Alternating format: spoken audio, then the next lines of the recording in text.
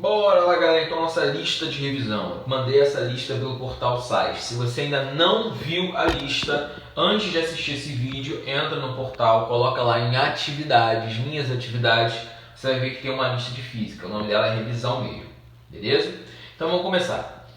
A figura de Escher, mão com uma esfera espelhada, apresentada a seguir, foi usada para revisar propriedades de espelhos esféricos, com isso preenche lacunas.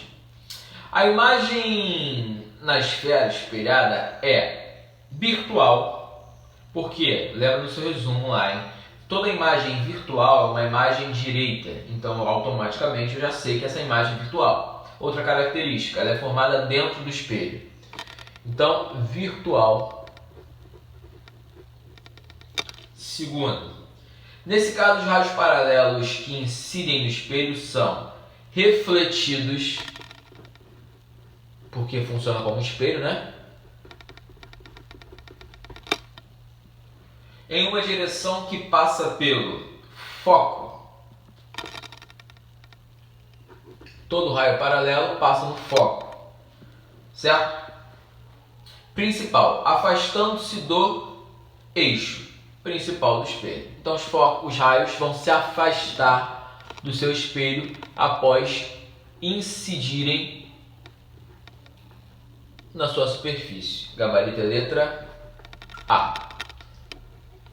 Questão 2. Ao tocar uma carroceria metálica em seu automóvel, após certo trajeto num dia ensolarado sem nuvens em Campinas, São Paulo, uma garota teve a sensação de levar um choque elétrico. A mesma garota, passeando em Maceió, em plena orla marítima, não teve a mesma sensação ao repetir esse procedimento. Refletindo sobre os fatos, ela concluiu corretamente que, pensa, se um dia está ensolarado, o vapor d'água, a água no ar, evaporou e subiu. Então você tem baixa umidade. Agora, quando ela está na orla marítima, está cheio de água perto dela. Então você tem uma região de alta umidade. Regiões secas são regiões onde você tem mais comumente encontrando as descargas elétricas por eletricidade estática. Na orla marítima de Maceió, a umidade do ar não deixa a carroceria do veículo eletrizada ao ser atritada com o ar. Gabarito letra C. A umidade atrapalha a eletrização. Beleza? 3. Uma região de constante eletrostática 9 vezes 10 a nona, isolada da ação de cargas elétricas, recebe uma partícula eletrizada com carga de menos 2 vezes 10 a menos 9, né, que são nanocoulombs.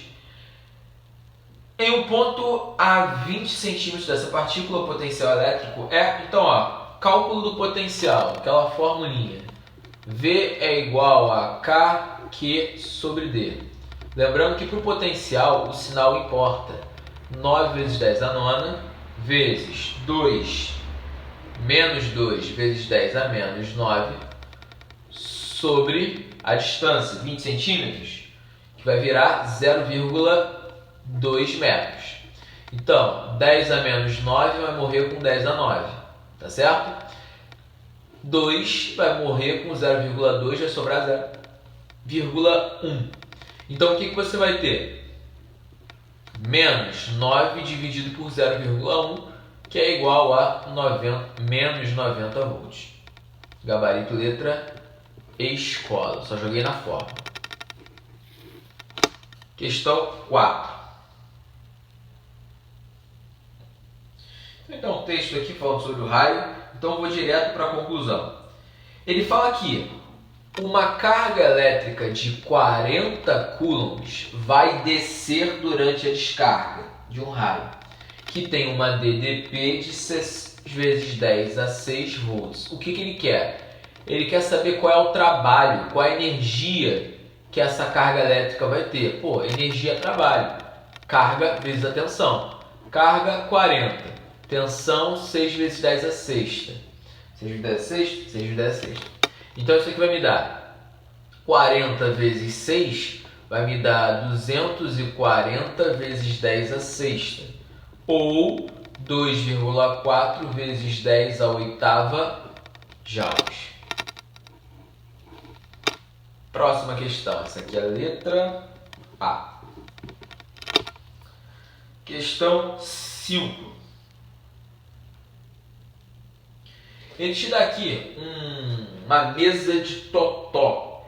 E ele fala que nessa mesa de totó há um campo elétrico uniforme que vale 200 newtons por coulomb. Ele quer saber qual é a DDP na mesa se a distância entre cada jogador é de 10 centímetros. Então ele quer saber quanto é DDP de um até o outro goleiro. Eu recomendo que você leia a questão antes. Então a distância, se você contar, você vai ter 10, 20, 30, 40, 50, 60, 70. 70 centímetros de um goleiro até o outro.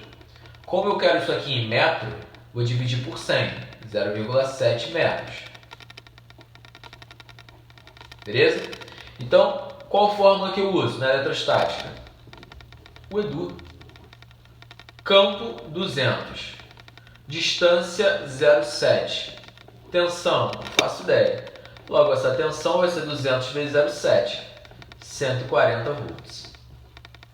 Beleza? Gabarito, letra, cavalo. 6. Ó, em um barco encontra-se um pescador que olha verticalmente para baixo, para a água límpida de um lago. Tranquilo. Em certo momento, ele vê um peixe a uma distância que parece ser de 60 centímetros da superfície livre da água. Sabendo que o índice de refração da água é 4/3, vou anotar, ó. Ele vê o peixe, ele enxerga o peixe? Não, ele enxerga a imagem. Então, H'. Índice de refração do ar, 1. Índice de refração da água, 4/3. Ele pergunta qual é a verdadeira profundidade. Então a fórmula que nós temos é o quê? O pescador está no ar. Então ele enxerga a galinha. Pescador sobre a imagem. É igual a o meio em que o objeto está sobre a verdadeira distância. Sempre pensa. O índice onde o pescador se encontra enxerga a galinha. O índice do objeto sobre o H real, que é a distância. Então você vai ter 1 sobre 60 é igual a 4/3 sobre 80. Beleza? Então, ó, esse cara está dividindo só e multiplicando. Vai ficar da seguinte maneira. Eita. Putz, eu fui olhar a alternativa aqui, acabei botando a alternativa. Enfim, pior que já era o gabarito, mas deixa pra lá. Vamos fingir que eu não sei do próximo não. H sobe. H é igual a 60 vezes 4/3. Então você vai ter 20 vezes 4. 80 centímetros. Gabarito letra escola. Questão 7. Os elevados custos de energia, aliados à conscientização de necessidade de reduzir o aquecimento global, fazem surgir antigos projetos, como o caso do fogão solar. Utilizando as propriedades reflexivas de espelho côncavo, devidamente orientado para o Sol, é possível produzir aquecimento suficiente para cozinhar ou fritar alimentos. Suponha que um desses fogões seja constituído por um espelho esférico côncavo ideal e que em um dado momento tem o seu eixo principal alinhado com o Sol. Então, ele botou aí as posições 1, 2, 3, 4 e 5 da panela. Na figura P1 a P5 representam 5 posições igualmente espaçadas do eixo principal do espelho, nas quais uma pequena frigideira pode ser colocada. P2 coincide com o centro de curvatura, P4 com o foco. Considerando o aquecimento de cada uma das posições, depende exclusivamente da quantidade de raios de luz refletidos, ele quer saber a ordem decrescente de temperatura. Tá? Então é do mais quente para o mais frio. Então, ó, vou desenhar aqui o espelho. O que acontece? No espelho você tem o vértice, o foco e o centro. Todo raio que incide paralelo ao eixo principal, que é essa reta aqui, ele é refletido em qual ponto? No foco. Então, automaticamente, eu posso dizer que o ponto mais quente é sempre o foco do espelho. Então, onde é que eu tenho que colocar a panela? No P4, certo? Só que você tem uma panela aqui, P3, tem uma panela aqui, P5, uma panela aqui, P2, vou até conferir, e uma panela aqui, P1. É isso mesmo. Então, o ponto mais quente, P4. O segundo ponto mais quente, cara, vai ser 5 e 3, porque eles estão à mesma distância do P4. Então, ó, P3 é igual a P5, que são mais quentes do que o P2, que é mais quente do que o, finalmente, P1. Então, a alternativa aqui mostra isso pra gente. Letra bola. Beleza? Lembra? Todo raio que incide paralelo reflete no foco. Foco é o ponto de convergência. Então, seguindo, questão 8. A questão 8 fala que cientistas estão estudando um material que apresenta um comportamento diferente quanto à refração. Como assim? Então, tem dois meios. O meio 1 e um meio 2. Esse material vai fazer com que os raios incidam sobre ele e refratem, mas refratem de uma maneira diferente. Antes de você pensar como é que seria a refração diferente, eu quero que você pense como é que vai ser a refração normal. Um raio de luz vai sair daqui para cá. O raio de luz sempre se desloca diagonalmente, né? Dessa extremidade, desse quadrante para esse quadrante. Pensa, o raio de luz desse material diferente precisa refratar, ou seja, precisa ir daqui para cá, mas precisa fazer isso de uma maneira diferente. Qual que seria uma coisa diferente? Tendo esse comportamento aqui. É uma das possibilidades. Essa questão caiu no Enem, eu considero uma questão difícil. Ela é rápida, né? Mas é uma questão que eu considero difícil por causa da visualização do que está acontecendo. Então, gabarito letra D. Questão 9.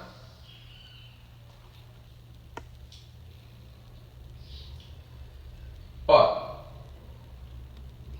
na questão 9 ele fala que uma luz branca vai ser emitida e vai atravessar o vidro. Quando passa pelo vidro, a luz branca é desviada e você tem o fenômeno da dispersão da luz, certo? Então vai acontecer o seguinte, a luz branca vai chegar e quando ela chegar, ela deveria seguir em linha reta, né? Mas por causa da refração ela desvia. Então, 1, 2, 3, 4 e 5 raios. Beleza? Então, nessas 5 possibilidades, você tem aqui o violeta, o vermelho e o azul. Então, olha as afirmações que ele vai fazer. As cores são percebidas porque o vidro apresenta aproximadamente o mesmo índice de refração que todas elas. Se o índice de refração é igual, significa que você não percebe a refração, certo? Ele falou o contrário, você tem que perceber. Se você tem que perceber, é porque os índices são diferentes. Não pode ser a letra A.